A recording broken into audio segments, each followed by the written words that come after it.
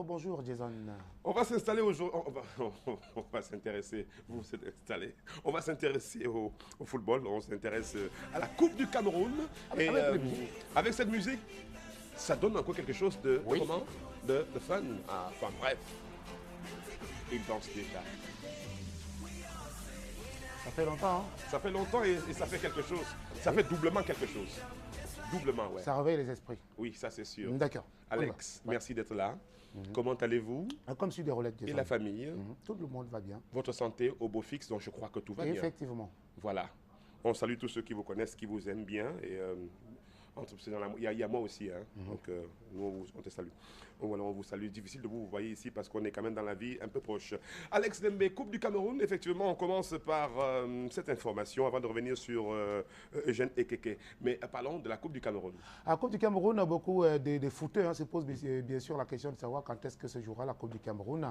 C'est vrai que nous sommes rendus à la deuxième moitié du mois de décembre. Les Camerounais ne connaissent pas encore qui est ou qui sera champion de Dame Coupe édition 2013. Et puis rappelons que la Coupe du Cameroun de football marque la fin de toutes les saisons sportives dans toutes les associations sportives communément appelées des fédérations. Donc la Coupe du Cameroun, on parlait soit du 15 ou du 22 décembre. Comme cela ne s'est pas déroulé, le 15, on pense plutôt au 22 décembre prochain, c'est-à-dire le week-end prochain, dimanche prochain. Et puis cela a tout l'air de pouvoir se justifier avec l'arrivée ou le retour du chef de l'État au Cameroun il y a 2 jours de cela. Donc on présage, on présume que ce retour voudrait signifier la présence du chef de l'État au stade de la Amadou Ahidjo pour, à la faveur justement de cette Coupe du Cameroun de football qui va opposer Canon Sportif de Yaoundé, que vous avez en image en ce moment à Young Sport Academy. Et puis rappelons qu'au niveau de Canon Sportif de Yaoundé, ils sont en stage depuis 2 jours exactement dans une petite bourgade pas très loin, pas très éloignée de la capitale politique camerounaise, Akono, que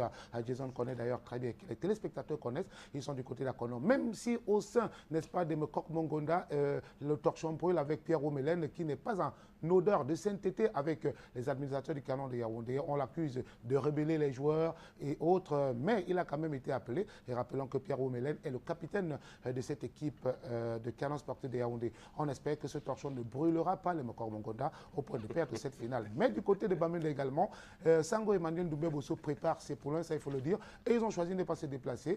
Ils s'entraînent du côté de Bamenda, et tout en disant qu'ils viendront, c'est vrai, pas en victime comme des victimes résignées, mais comme des véritables concurrents, surtout que les Mekok Mongonda, ça fait très longtemps, plus d'une décennie, ils ne sont pas arrivés à ce stade de la compétition. Et puis, ils vont se souvenir des 11 titres qu'ils ont déjà glanés. Pourquoi ne pas avoir un 12e titre? Ça, on attendra peut-être le 22 décembre prochain. Donc, parlant de la Coupe du Cameroun, nous sommes dans le conditionnel. Peut-être elle se jouera le 22 décembre prochain. Alex Lembe pour les sports sur Canal 2 International dans Canal Matin 8h04. Alex, pourquoi Eugène Ekeke et les autres ont été sanctionnés? Ah ben oui, il faut parler de cette sanction, il faut revenir sur cette sanction, Eugène Ekeke et les autres. Parmi les autres, on parle de Balak John, le président de jeunesse de Bonhomme Sadi. Ils ont boudé, s'agissant de la D2 régionale, ils ont boudé l'avant-dernière journée du championnat. Et puis selon leur texte, disait-il, au niveau du comité de normalisation locale, c'est-à-dire régional du littoral, lorsque vous avez un forfait comme celui-là, c'est à quelques jours de la fin de la compétition, ça vous fait un forfait général. Je crois que la sanction est très dure. Ils ont été sanctionnés au niveau de la commission régionale de normalisation, et puis cette sanction a été entérinée par la commission nationale. Et puis donc Eugène Ekeke, Balak John, le président Gallet, ils prennent 5 ans de suspension et leurs équipes respectives, 5 ans de suspension pour les présidents, et les équipes sont rétrogradées de 2 divisions. Mais le problème ici, c'est que Jason, c'est la D2 régionale. Après 2 divisions, au Cameroun, je crois qu'il n'y en a pas, en dehors du centre, du sud et de l'ouest ou du nord, quelque chose comme ça, il n'y a pas de division, moins de 2 divisions après la D2. Où vont donc se situer ces clubs qui n'appartiennent pas à ces régions que j'ai citées? Ça, c'est la question. Mais ils ont 48 heures pour interjeter, pour exercer leur recours, tout en espérant que hier, c'était la première journée. Aujourd'hui, c'est la dernière. Et je n'ai que les autres, on espère qu'ils ne seront pas suspendus en dehors de ce recours. Ils ont le TAS également, donc ils ont d'autres recours. Il est encore possible qu'ils soient réhabilités. Mais tout ceci a une forte connotation de combien dit-on. On parle de jeunes Kékés qui espèrent ou espéraient avoir des hautes fonctions au niveau de la fédération de football, mais en le suspendant, vous voyez qu'il n'a plus de chance d'être candidat. Ça, ce sont des supputations. On y reviendra en profondeur dans nos prochaines éditions. Alex Lembe, et si on parlait un petit peu des Lions à prime, où en sont-ils? Ah oui, les Lions à prime ont eu une sacrée chance, ça il faut le dire. Hein. Ils sont du côté de Bitam en ce moment, c'est au Gabon, Oui. à la faveur d'espace de la Coupe de la CEMAC.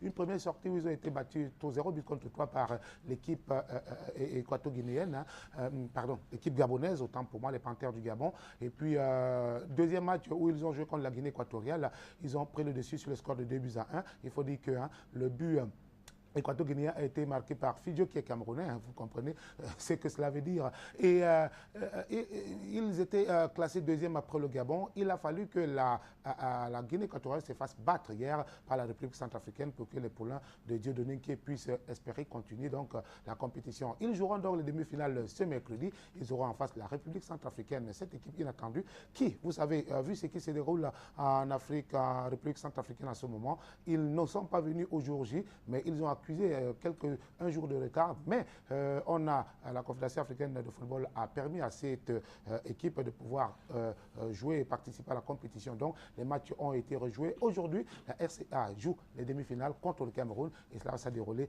mercredi prochain. On attend simplement, tout en espérant que le faux pas du départ les a mis en garde et qu'ils ne vont pas chuter en demi-finale si près du but. Peut-être nous ramener cette coupe de l'UDA qui nous manque depuis très longtemps. Laissons de côté nos pieds, utilisons nos mains maintenant. Hein, c'est le handball. Alex Lembe, j'avais noté un petit peu. Je sais que du côté du littoral, ça reprend. Est-ce que c'est effectif? Quelles sont les nouvelles du handball dans le littoral précisément? Les nouvelles sont les suivantes. Disons, il faut d'abord rappeler, il faut dire, rappeler aux téléspectateurs et surtout ceux de Canal Matin que ça fait très très longtemps, notamment 3 ans et demi, que le handball est pratiquement mort, si ce n'est en hibernation ici dans la région du littoral. Mais là, on a eu droit au Festi-Noël. Disons, les images que vous voyez là, ce sont les images nocturnes. Le handball s'est joué dans la nuit. Donc les finales ont commencé à 19h, se sont achevées à 1h du matin. Donc vous comprenez que au moins pour ce Festi-Noël, on a pu revivre le handball en dames et messieurs avec 19 équipes qui ont répondu à l'appel, qui sont venues de Yaoundé et de Douala, 19 équipes parmi lesquelles Fandena de Yaoundé, Zico, Black and White et autres du côté de Douala, Bipanda, All Star. Donc au total 19, dames et messieurs. Et puis au finish, on va simplement rappeler que Zico a ravi les 2 trophées qui étaient côté messieurs, Zico, et puis Bipanda a ravi les 2 trophées qui étaient mis en jeu pour les dames. Donc l'information ici, Jason, c'est que le handball peut déjà désormais se jouer en Godi dans la nuit, même comme il y a déjà des lampadaires, c'est vrai, mais au niveau, n'est-ce pas, de l'aire de jeu, ça reste du goudron, véritablement vétuste et caduque, dépassé. On joue sur des planchers désormais, mais là, nous jouons encore sur du goudron. Mais ce n'est pas important, ils ont joué, on peut écouter quelques acteurs dont la chose manquait depuis quelque temps. Ces acteurs nous ont dit ce qu'ils pensaient de ces Festi-Noël. On va les écouter. Ça s'est très bien passé. Puisque mes filles ont tenu du début jusqu'à la fin. Et je suis très contente de mes filles. Ça s'est très bien passé du début, depuis ce matin. On s'est battu comme on pouvait. C'est vrai qu'on ne s'y attendait pas, mais ça s'est très bien passé. Je suis très contente de mes filles et vraiment bravo aux filles. L'impression est assez bonne. Les organisateurs qui ont pris l'initiative de faire Festi-Noël, comme ils font d'habitude dans toutes les régions, de faire dans ma région, je crois qu'ils ont pris toutes les dispositions afin que l'organisation se passe assez bien. Le fait de faire jouer le handball nocturne, c'est un autre budget que nous avons mis en place. Vous savez, faire éclairer les projecteurs dont vous voyez, c'est un budget propre personnel au président de la Ligue. Ce n'est pas un budget lié à qui que ce soit. Donc en fait, il fallait faire des efforts afin que le handball se soit joué en nocturne. L'objectif de la Ligue régionale du littoral, c'est de faire jouer les jeunes, c'est de faire jouer les vétérans et de faire jouer tout le monde. Ça fait vraiment plaisir. Vous savez, lors des tours éliminatoires pour la Coupe du Cameroun, ils nous ont battus. Et nous sommes allés en finale à Yaoundé, on les a battus. Ici, on les a battus 2 fois de suite. Nous sommes très contents, nous, de Bissau et Panda. Nous sommes très, très contents. De la façon dont le festival a été organisé, l'organisation a réussi. L'essentiel pour nous, c'était de jouer et de faire jouer les enfants. La victoire aujourd'hui ne compte pas.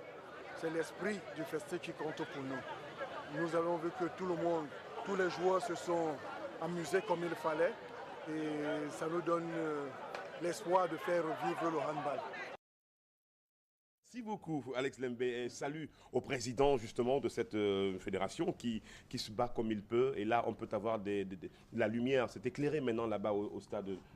Et ça peut permettre, Jason, le plus important, c'est que vous savez, le handball se joue en majorité par les travailleurs, s'agissant des vétérans, et puis les élèves, s'agissant des seniors et juniors. Donc, les enfants peuvent vaquer à leurs occupations, aller à l'école, venir s'entraîner ou jouer dans la nuit. Et également, les travailleurs, aller au boulot et venir jouer dans la nuit. Je crois que c'est comme ça que le championnat corporatif se joue à l'époque. Les travailleurs allaient au boulot et puis la nuit, ils venaient au championnat. Et même au niveau du football, cela s'est passé ainsi. Il y a pratiquement 15 à 20 ans, on allait au stade dans la nuit puisque tout le monde pouvait, le stade recevait les spectateurs qui avaient fini leur boulot, qui avaient vaqué à leurs occupations. Alex Lembe pour les sports. Je ne vous laisse pas partir parce qu'on va terminer par, disons quand même un mot sur le judo avant de terminer par le kickboxing rapidement. Oui, on va parler de judo. Un judo pour simplement dire qu'il y aura une dernière compétition pour les judokas, les jeunes judokas, dont l'âge aussi entre 5 et 30 ans, c'est-à-dire une compétition qui va permettre à ces judokas de la région du littoral qui seront accompagnés des autres judokas qui viendront certainement de la région de l'Ouest et même la région du centre, notamment à Yaoundé. Ces jeunes judokas auront donc à remonter sur le tapis pour la dernière fois de l'année et de la saison sportive dans la région du littoral. C'est une compétition qui, faut-il le signaler, est organisée par Maître Abanda. Il n'est pas seul, n'est-ce pas, dans cette expédition. Maître Abanda sera accompagné des maîtres tels que Maître Len Bay Paul, Jean-Paul, Maître Simène Marie-Claire, Maître Sac non, et puis enfin, Maître Aliou Touré. Donc, vous comprenez que ce sont les grands noms du judo qui vont entretenir cette jeunesse le samedi 21 décembre prochain du côté de la salle des fêtes de PK10, salle des fêtes de PK10. Donc, en attendant que le lieu change, disons que cela va se dérouler de ce côté-là. Donc, il y a les catégories de poids seniors et les catégories de poids minimes et cadets. Donc, vous comprenez que ce sont les jeunes et les adultes, les adolescents qui seront de la partie. Mais nous avons eu la chance de mettre la main sur Maître Abanda Ndia hier, qui nous a dit comment est-ce que cette compétition se prépare, qui devra faire partie de cette compétition. En tout cas, écoutons Maître Abanda qui nous donne des explications à ce sujet. On n'a pas pouvoir renvoyer ce championnat, nous avons insisté de le faire à la fin d'année. Bon, tous les clubs au niveau de la région, DA, Konsamba, Yabassi et tous les clubs de Douala, du Vouri et quelques clubs de Bafoussam et Yaoundé. Cette année, nous aurons un peu plus du judo, la beauté du judo, parce que les enfants sont en stage depuis. Bon, ils nous ont promis le spectacle et c'est au niveau des enfants qu'on a le plus beau judo. C'est le domaine dont il y aura un peu plus de spectacles et un peu plus de gadgets, un peu plus. Parce que le judo d'abord c'est un sport un sport olympique et c'est pour vulgariser. Et c'est un fair play. Là, on ne vient pas pour totalement gagner, on vient pour jouer. Voilà, on est de retour ici. Alors que j'étais en train de regarder un petit peu l'autre pendu qu'on est en train d'installer de l'autre côté là-bas. Voilà, on termine par du kickboxing. Oui, kickboxing, puisque nous sommes dans les sports de combat. Donc pour les judokas, le rendez-vous est pris samedi 21. N'oubliez pas, en tout cas, on va relayer l'information tout au long de la semaine avant l'échéance. Ça fera qu'ils passeront leur festival de judo sur le tatami, tout en espérant que tout va se dérouler dans des conditions les meilleures. Alors kickboxing, ce sont des jeunes qui vont se retrouver pour les séances d'entraînement en attendant la fameuse échéance du 14 janvier prochain. Donc on ne monte pas sur un ring pour rien. Ils ont commencé à s'entraîner. Là, nous avons un champion du Cameroun, Chouassi, qui est en blanc là, qui est en plein entraînement avec Maître Michel Duplaisir, qui organise d'ailleurs le fighting, cette compétition de fighting, où les tireurs, c'est comme ça qu'on les appelle, se retrouvent tout le temps, chaque mois, puisque c'est mensuel, pour se mesurer de force. C'est du pied-point, c'est pour donner la possibilité à ces enfants de pouvoir se mettre en jambe, surtout que le championnat d'Afrique est prévu pour quelques mois seulement, notamment le mois de juin prochain. Donc il faudrait pas qu'ils y aillent en victime résignée, mais en véritable combattant. Donc ça, c'est un champion du Cameroun, Maître Chouassi, que vous avez pu voir il y a quelques instants. Donc disons simplement que rendez-vous était pris pour janvier prochain. 7h15, temps universel. On va vous dire au revoir, Alex Lembe, en espérant vous retrouver, vous reviendrez ici demain. Oui, demain, lorsqu'il sera exactement 8h à Bonadam, c'est à Bonandam, c'est en Djombe. Hein. Et il sera également, je crois, c'est à Bamako. Comme tu aimes bien le dire, je m'en vais, ça me fait plaisir d'être avec toi, mais simplement quelque chose m'a tiré en toi là. Hein. Qu'est-ce qui vous a... C'est la cravate, la sortie à la chemise et puis au costume. Merci beaucoup. Et vous me faites penser à ce jeune homme qui, dans cette petite maison, ça s'appelle Daisy Joyce. Vous allez du côté de Yaoundé, oui, allez à Yafé, j'étais là-bas, Yafé, vous allez voir. C'est 2B42, voilà. Ouais. Vous trouverez dans des articles comme ça, pas cher du tout. Hein. C'est Daisy Joyce du côté de Yaoundé. C'est donc à l'occasion de Yafé de cette année. Vous irez de ce côté-là, vous direz que vous venez pour Canal Matin. C'est sûr qu'on vous fera un meilleur prix. Voilà, là-bas où Yafé 2B42. Merci encore, Alex Lembe. Portez-vous bien, revenez-nous en forme demain. Dans un instant, de la musique, non, une virgule, me dit-on. Oui, une virgule, après peut-être un clip, peut-être bien. Voilà, notre ami Franck Emmanuel est déjà prêt de l'autre côté, il n'est pas seul. Henriette est à ses côtés. Bonjour Henriette.